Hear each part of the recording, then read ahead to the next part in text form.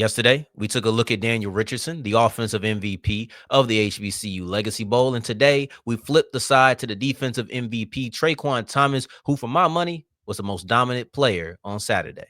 Oh, yeah, it's locked on HBCU. Play my music.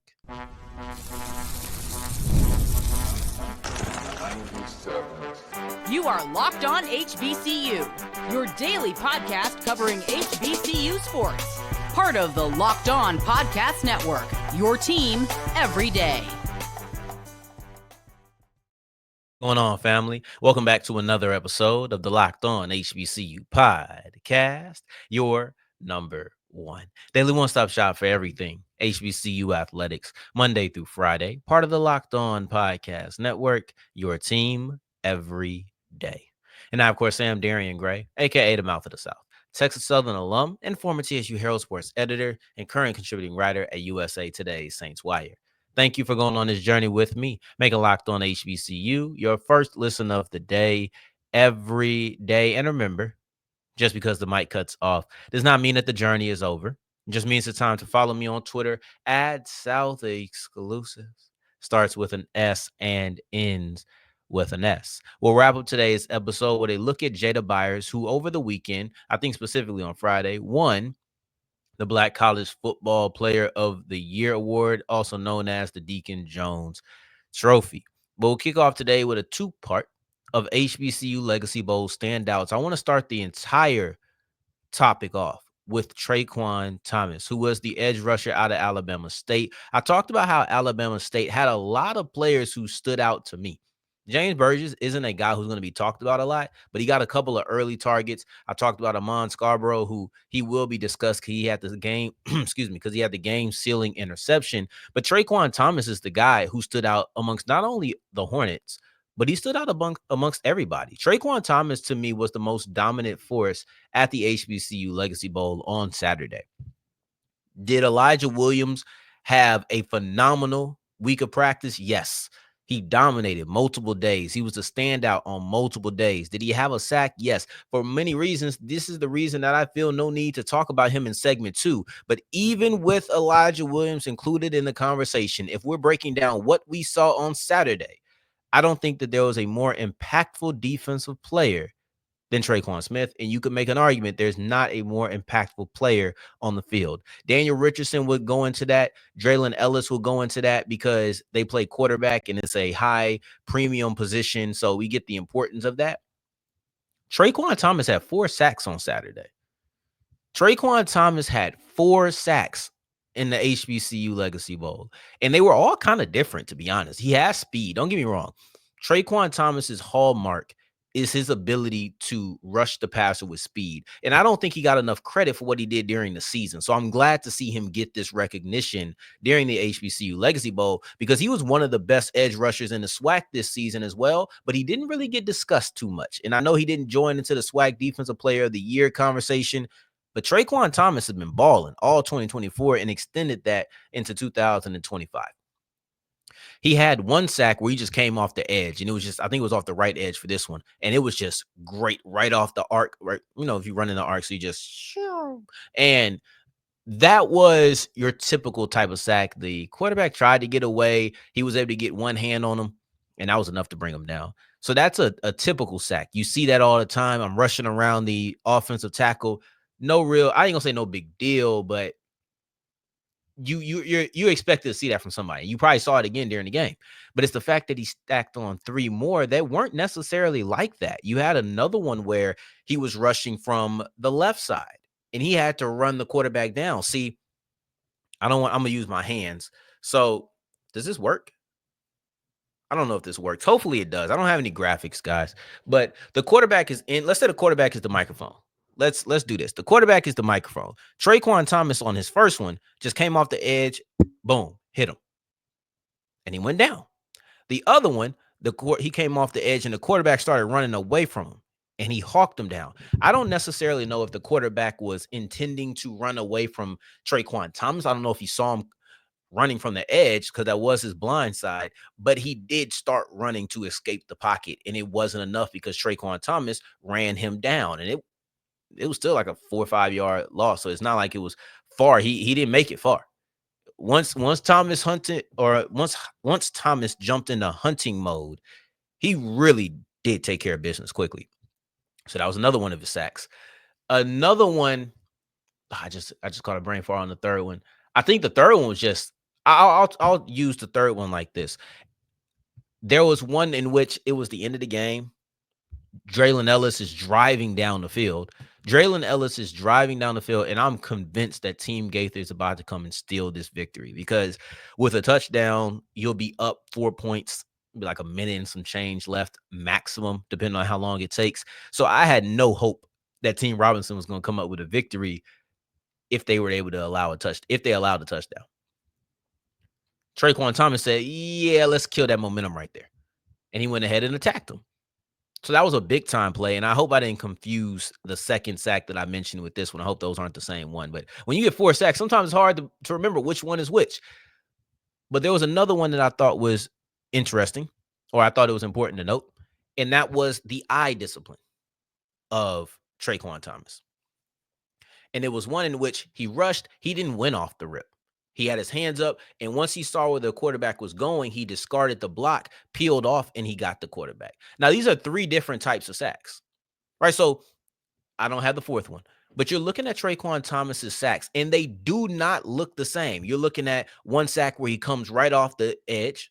You're looking at another one where he has to run down the quarterback, and you're looking at another one where he has to disengage from the blocker, showcasing good eyes of, I'm not winning this block immediately, so I need to make sure I know where the quarterback is, discard him, and then go get my prey. That is the way that Treqwan Thomas showcased his pass rush set on Saturday. Those are 3 different tools: flat out winning, motor, and then also great eye discipline to disengage and go hunt. Like, this was a phenomenal performance by Treqwan Thomas, and you always seen him. You always seen him. And I love the fact that of everything, did he have 4 sacks spread out throughout the game? Yes. But my favorite thing was that when the game was on the line, Treqwan Thomas showed up.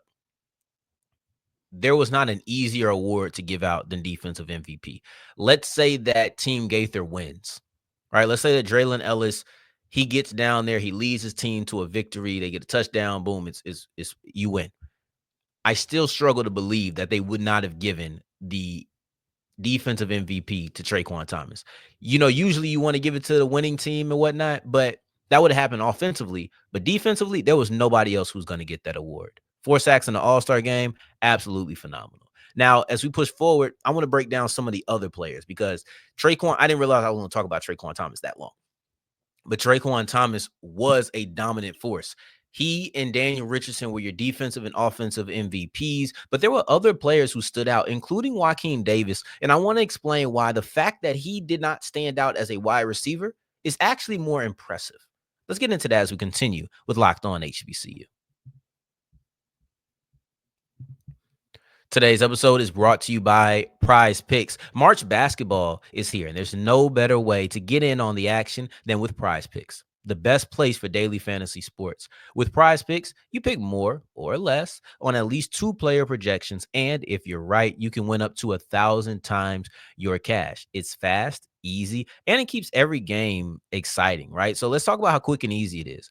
I love how I can make my picks in less than 60 seconds and stay engaged all game long. I don't need to be flipping through every channel, but I know I'm looking. Okay, what happened with Jason Tatum? What happened with Kyrie Irving? What happened with Zion, right? And when I win, my money hits my account in less than 15 minutes, no waiting around. So what are you waiting for?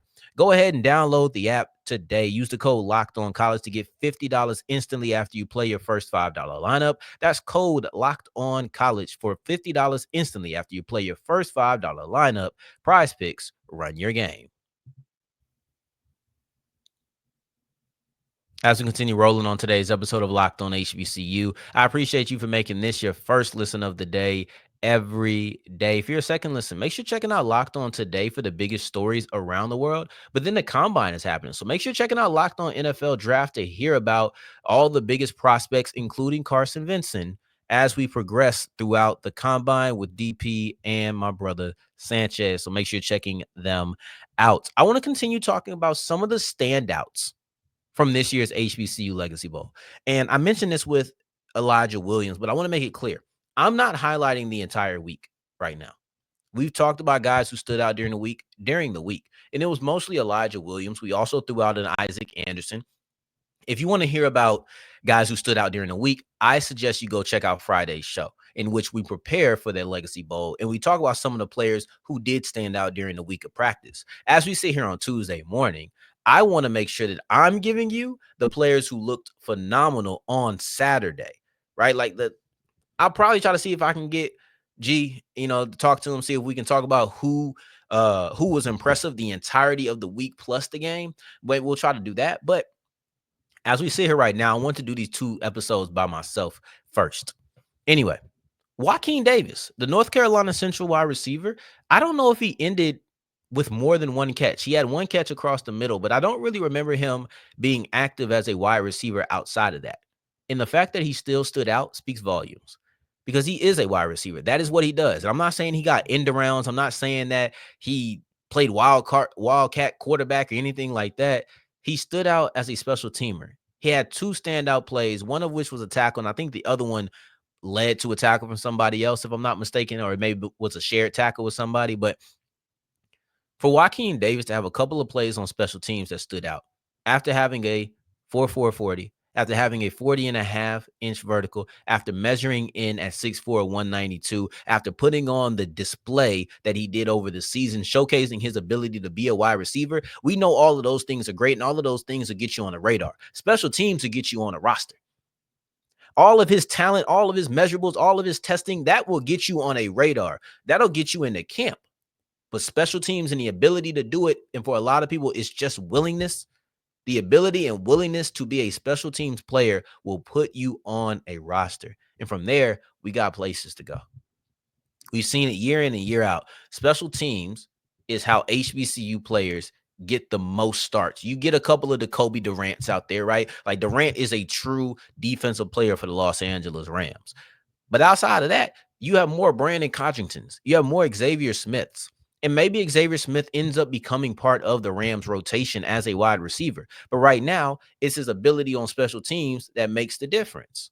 So that to me is one of the most impressive performances out of the celebration, or excuse me, out of the Legacy Bowl. And I know that probably sounds like, man, really? Yes, because I think it's the one that's going to translate the most. As great as these other guys performed, I really do enjoy Treqwan Thomas. I don't know if Treyquan Thomas is going to get the opportunity to have 4 sacks in an NFL regular season game as a rookie or as a second-year player. I don't know if that's going to be the case, but he would get the opportunity to run down on kickoff return. Joaquin Davis will get the opportunity to be a gunner. He will show that ability in practice. He'll show that ability in preseason, and I think you could show that ability in a regular season as well. So Joaquin Davis might not have tore up the field with wide receiving stats, but what he did as a special teamer may actually have been more important for his stock, to be honest. Draylen Ellis. Draylen Ellis had a phenomenal day. Draylen Ellis was nearly the offensive player of the game. He was almost the offensive MVP. He ended up not winning. I don't blame that interception on him. I don't think it was a great pass, but I also think it was kind of like I'm pressing. I don't have a lot of time. I understand that this is an all-star game where I have to just take the risk. If this were Tennessee State versus Tennessee Tech, does he make that throw? I don't know. But basically what happened was he threw it a little bit across his body, and I thought it was slightly behind Jada Byers, and the linebacker was in good coverage as well. So I thought it was a tough one. But in general, am I supposed to hold that against him? No. No. To me, Draylen Ellis had way more highlights. The fact that Draylen Ellis was the guy who was trusted to lead Team Gaither down the stretch tells you how well he played in his first stint. All quarterbacks got 1 try. So you got a couple of drives on your 1 try, but you only got 1 try. Draylen Ellis was the only guy from Team Gaither who got 2 opportunities to grace the field. 2 separate opportunities to grace the field, I should say, right? Let's say just more than 3 drives. Basically, they went QB1, QB2, QB1, couple drives, QB2, couple drives, QB3, couple drives. Then they went back to QB2, who was Draylen Ellis. And I think that you saw the benefits of playing with somebody you know. Go watch that second touchdown. That second touchdown by Draylen Ellis showed me a lot. And it was like, look, Jalal Dean said, I know my quarterback. I know how to get open. I know what he's going to be looking for. I don't think that is any coincidence that on a scramble drill, he found a fellow Tennessee State player in the end zone for a touchdown. I just don't think that that is a coincidence. Also, great job escaping the pocket. Great job escaping the pocket because the defender, he was blocked, but he could have easily got hands on Ellis and brought him down because it was a bigger guy. But you saw Ellis escape to his right. You saw him kind of approach the defensive line, or excuse me, approach the line of scrimmage, but he threw the ball before he got there because he saw his guy in the back of the end zone. But the threat of running, because he knows he can run, they know he can run. The threat of running made defenders come closer a little bit and opened up a little bit of space. Was it that deliberate? I think so. I think that was a deliberate move to get the defenders to kind of come down a little bit. But yeah, Draylen Ellis, I thought had a really good day. 2 touchdowns, both to Jalal Dean, his teammate. But in general, there was no offense when he wasn't on the field. Uh, through the air, at least. There was no offense when Draylen Ellis wasn't on the field. Through the air. Once again, through the air. Because the other guy that I want to mention is Jada Byers. And Jada Byers is one of the most fascinating guys. I told myself, and I told you too, I think, but I told you guys, I want to see him play football. He ran a 4.8, and I didn't think that that was good. But I didn't care about any of that once you seen him with the ball in his hand. And Jada Byers is a great example of why you can't put too much stock in the 40. I just hope other people don't put too much stock in the 40.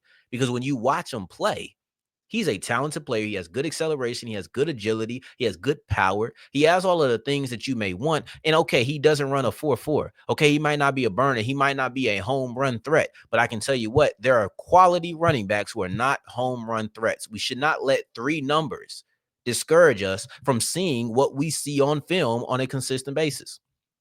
Arguably, my favorite play by Jada Byers was a swing pass out to the left, and it was him and a defensive back one-on-one.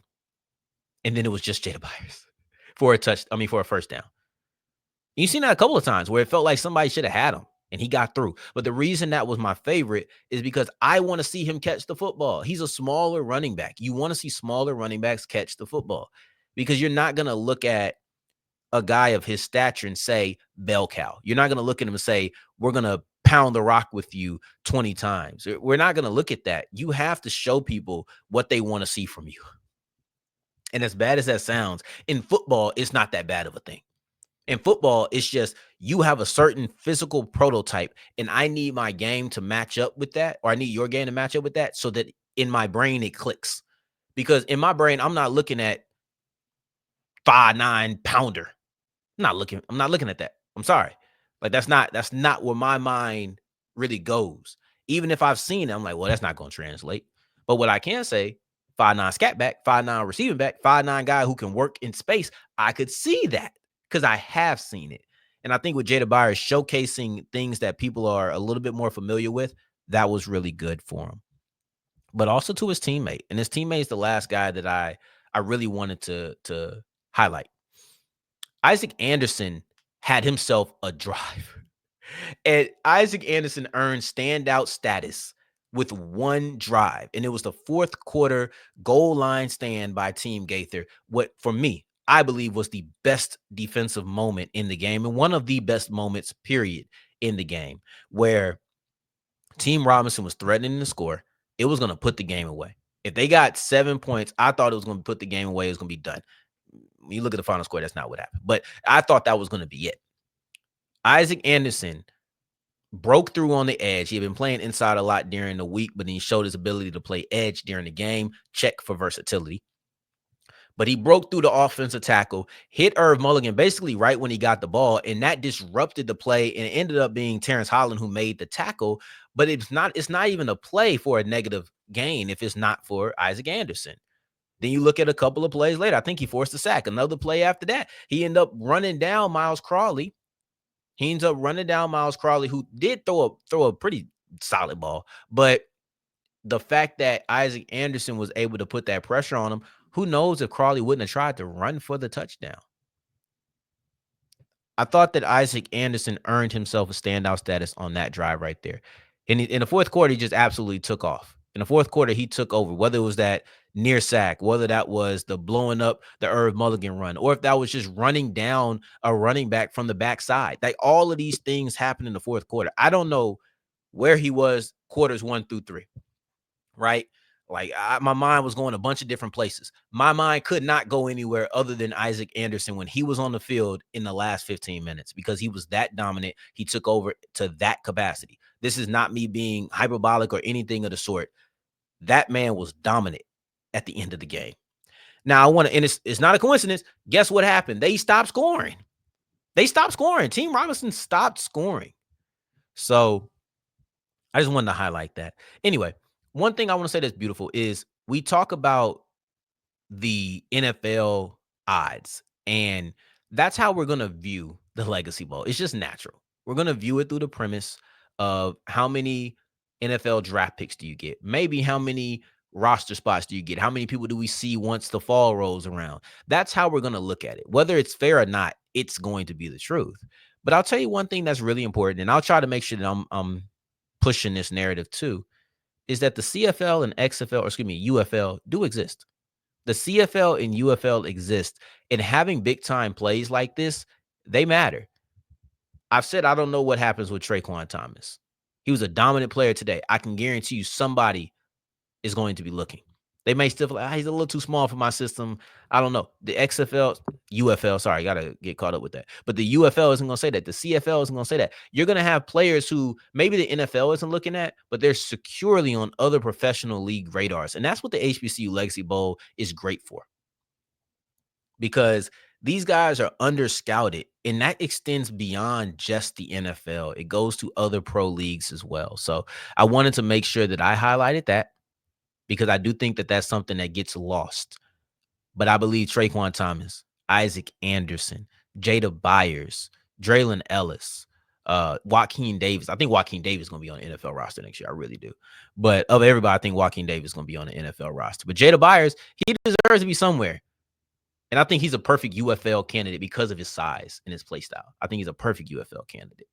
Anyway, let's push forward and talk about Jada Byers a little bit more, because he just won the Deacon Jones Trophy, which is the Black College Football Player of the Year. Let's break down this year as we continue with Locked On HBCU.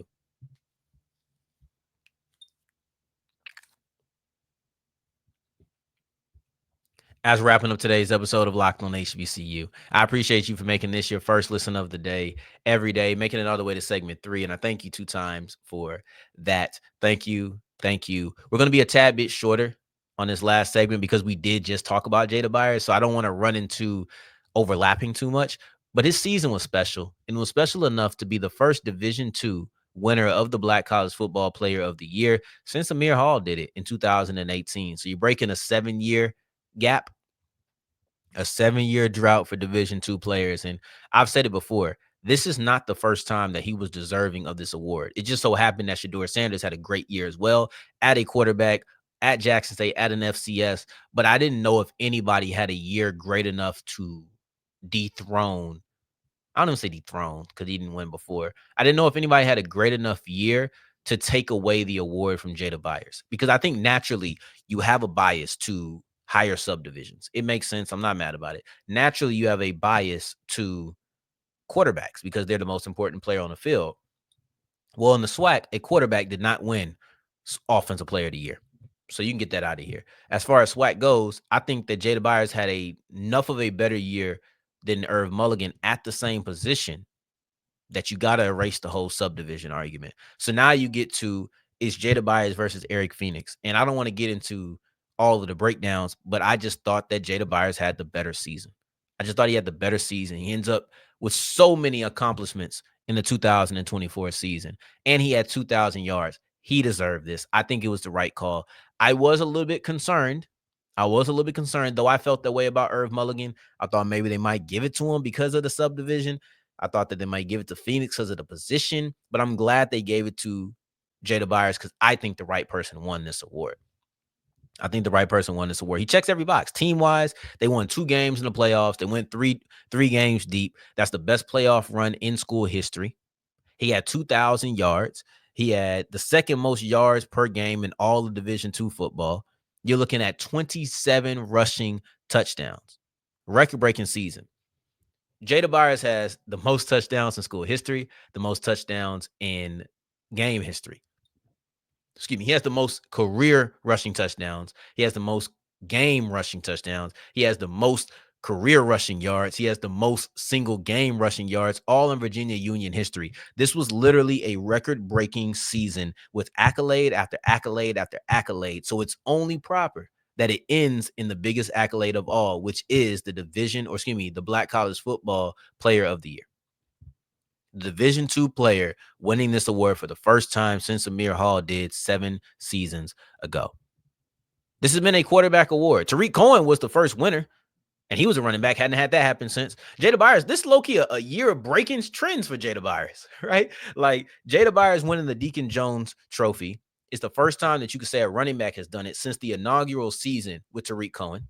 It's the first time that you can say that a Division II player won it since 7 years ago with Amir Hall. So you're looking at Jada Byers. It's a truly special season for him. Record-breaking year, accolade after accolade after accolade. I have to end his year with an accolade of all accolades. This was a great season. Let's get some of his specific numbers in there, though. I want to highlight specifically what he was able to do.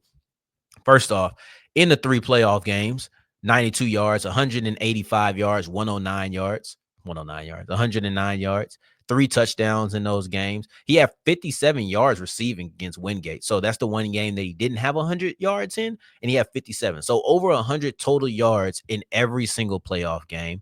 He ended the year with 2,061 yards, 27 touchdowns. You're looking at a guy who's a true bell cow, a true special athlete. Jada Byers, greatest all-time Virginia Union running back history. He's the most decorated. He's the most awarded. And I think it's proper that he ends his year with this here. Jada Byers, very deserving, and I'm glad they gave it to him. Tomorrow we'll be back with North Carolina Central versus FAMU. This is not difficult. Other people could do it. I just don't think that they want to do it. I'll express all of this tomorrow as we continue on tomorrow's episode of Locked on HBCU. In the meantime, in between time, until the next time that we hear each other, family, take care, stay blessed. Peace.